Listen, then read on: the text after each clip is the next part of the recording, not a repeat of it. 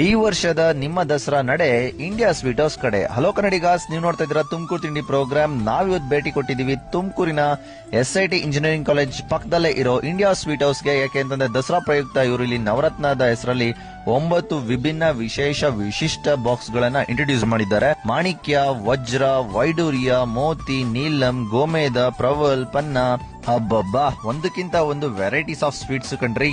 Pure ತುಪ್ಪವನ್ನ ಬಳಸಿ ಇವರು sweets ನ ತಯಾರು ಮಾಡ್ತಾರೆ. ಮ್ಯಾಪ್ ಪ್ಯಾಕಿಂಗ್ ಮಾಡಿರೋದ್ರಿಂದ 15 ದಿನದವರೆಗೂ ಸ್ವೀಟ್ಸ್ ಫ್ರೆಶ್ ಆಗಿರುತ್ತೆ.